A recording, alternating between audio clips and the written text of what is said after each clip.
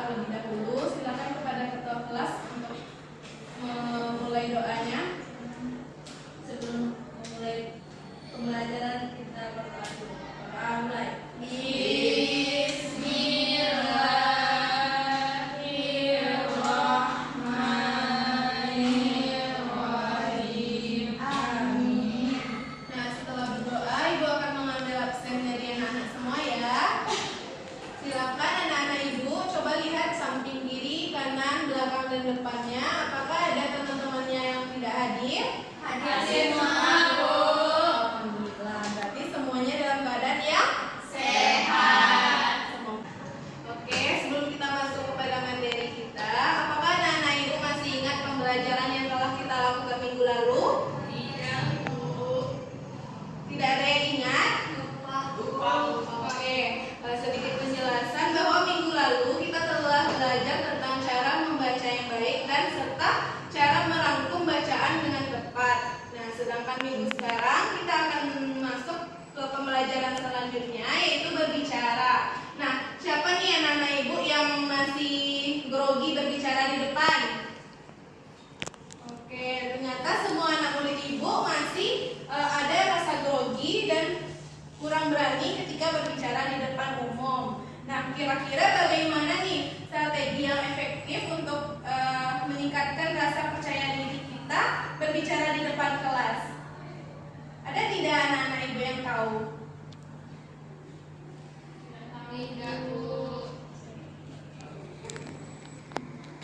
Oke, nah strategi berbicara yang efektif di depan umum atau di depan banyak orang itu, tentu saja yang pertama itu kita harus selalu percaya diri dengan kemampuan kita. Nah, apapun kekurangan kita tetap harus percaya diri bahwa kita itu mampu.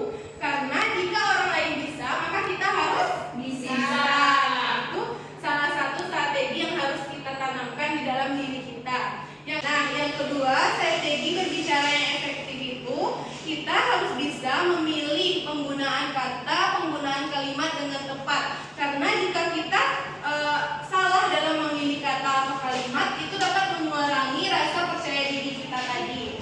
Nah, jadi tujuan pembelajaran kita pada hari ini, Ibu harap anak-anak Ibu untuk kedepannya dapat berbicara dengan tepat, berbicara dengan benar, serta mampu mengungkapkan kembali apa yang telah didengar dari si pembicara tadi.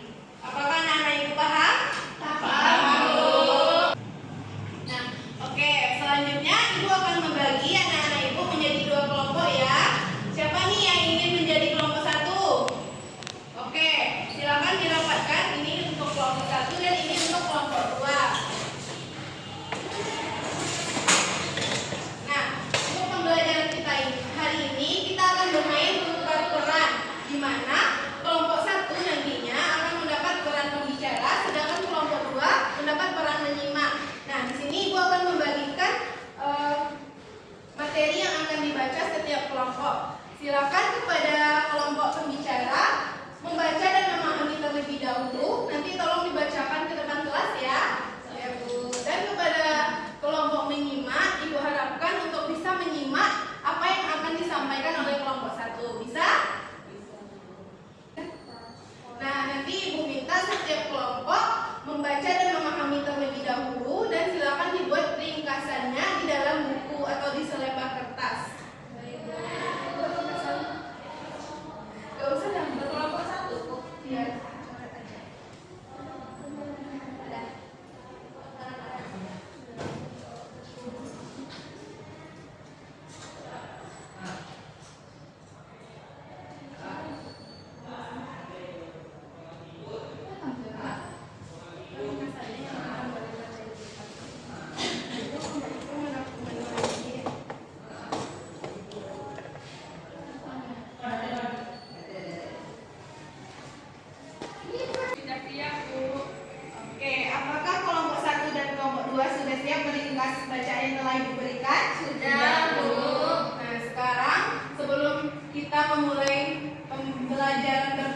Bertukar perannya, Ibu ada ice breaking sedikit untuk anak-anak Ibu. Siapa nih yang semangat untuk melakukan ice breaking? Saya, Bu. Semangat. Semangat dulu ya.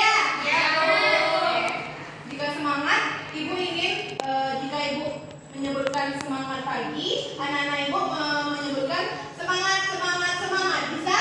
Bisa. Oke. Semangat pagi. Semangat, semangat, semangat.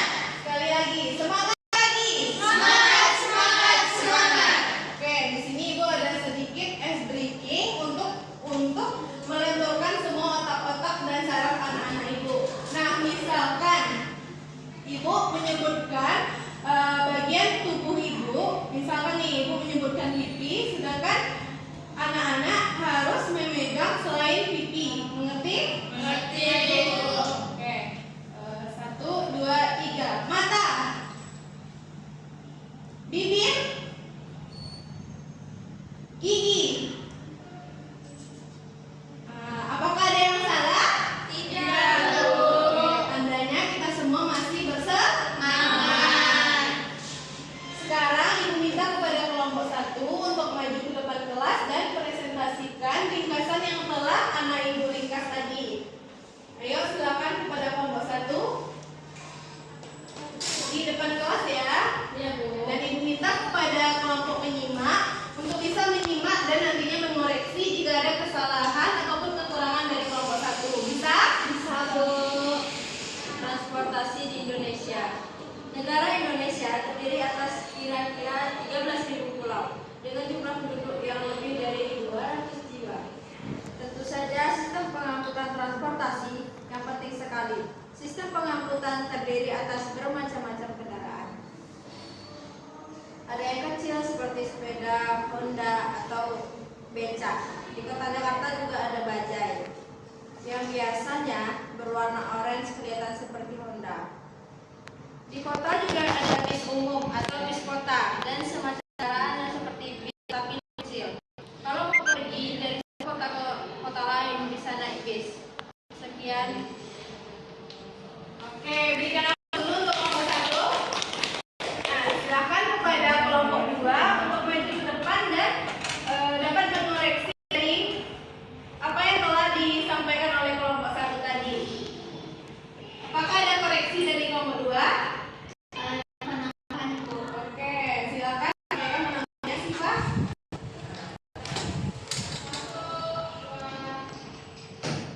Baiklah, di sini saya akan menambahkan dari hasil rangkuman kelompok 1. Di kota-kota yang disebutkan tulis bisa juga menyewa sado. Sado adalah alat semacam kendaraan yang meroda 2 dan dikali kuda.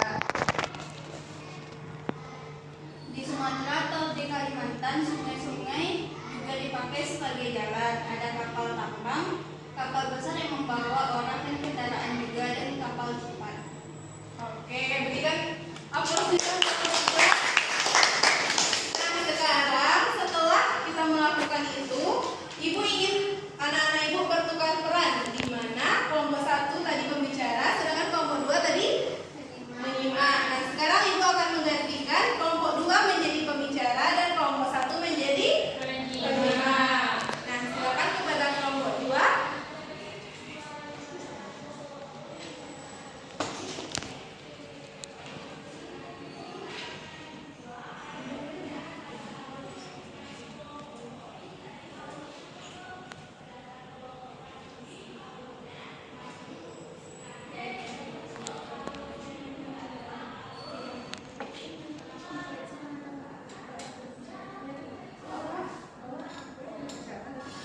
Pada kelompok 2 disilakan maju ke depan dan menyampaikan ringkasan yang telah didiskusikan.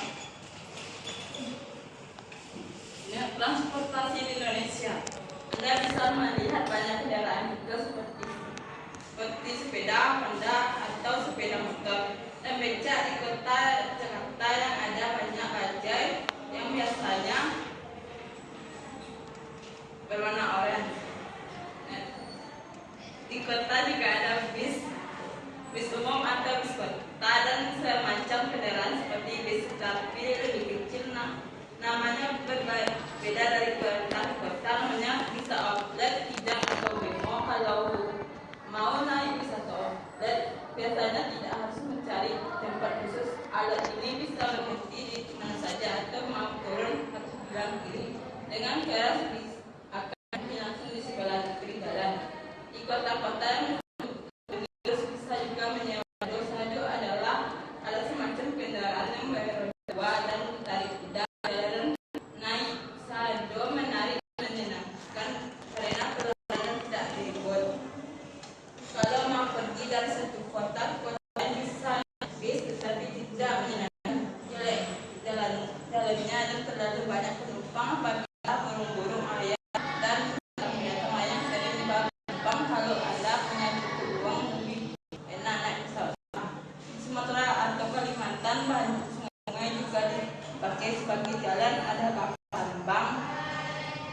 kapal yang membawa orang darat dan kapal cepat di berbagai daerah.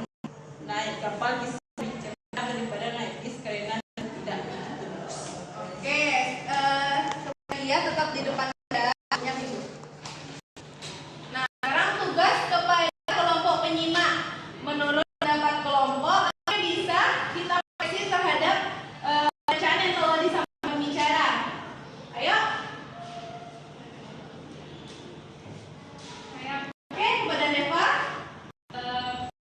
Yang dibaca dia itu Bu terlalu cepat-cepat sehingga titik dan komanya tidak jelas. Yang lain? Apa itu Bu? Saya tidak tahu apakah di mana berhenti, dia terus melanjutkan pembacaannya. Oke, yang lain apa beda? Saya Bu, Oke, Amal. dia masih pede untuk membaca Bu, sehingga suaranya kecil Bu. Yang lain apakah masih ada? Dari kelompok sendiri, apakah ada yang ingin dikoreksi terhadap pembicara? Ada? Pada Ayu yuk, gak apa-apa.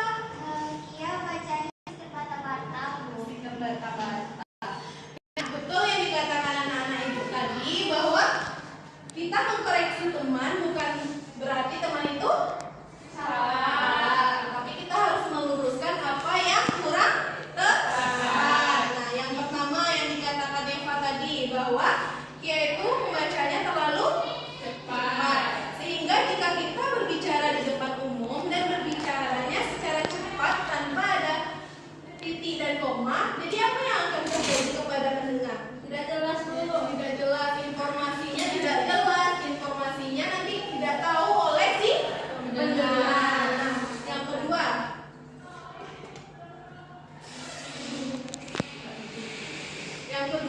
yang kedua, teman kita Kia dalam membaca masih terbata-bata. Itu juga akan mengakibatkan atau memberi dampak kepada kita si pembicara. Karena jika kita membacanya terbata-bata, maka pendengarnya bagaimana? Bingung, akan sulit untuk mendengarkan. Jadi, jika kita ingin berbicara di depan, mana baik kita terbata-bata atau dengan suara yang jelas? Suara yang jelas. Oke, nah yang ketiga yang kita koreksi ialah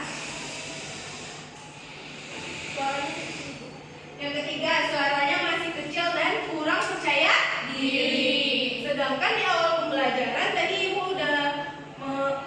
Ibu udah menyampaikan bahwa strategi berbicara yang efektif itu kita harus memiliki percaya diri yang tinggi, yang besar. Untuk kita bisa berbicara di depan umum atau di banyak orang, kita harus membutuhkan rasa percaya diri yang tinggi. Dengan rasa percaya diri tersebut, suara kita akan jelas, akan lantang didengar oleh si pendengar, dan kita juga tidak akan grogi di depan kelas. Apakah Kia bisa memahami tentang koreksi yang telah diberikan teman-teman nih? Apa nanti ke depannya yang akan Kia lakukan terhadap perubahan diri Kia? Saya akan banyak membaca atau belajar di rumah. Oke, tidak hanya belajar membaca tapi juga belajar berbicara. Nah, salah satu contohnya kita dapat belajar berbicara di mana nih? Kira-kira depan kaca Bu. Oke, di depan kaca. Di mana lagi? Di depan umum bersama teman-teman. Oke, kepada dia silakan duduk. Nah, oke, mungkin pembelajaran kita hari ini cukup sampai di sini. Nah, kira-kira siapa nih yang berani berbicara untuk bisa menyimpulkan pembelajaran kita hari ini? Ayo Siva, apa nih kesimpulan dari pembelajaran kita? Ya. Baiklah, kesimpulan pembelajaran kita hari ini adalah dengan membaca teks tadi dan berbicara di depan kelas, kita dapat mengetahui bagaimana cara berbicara yang efektif sehingga nantinya kita dapat berbicara dengan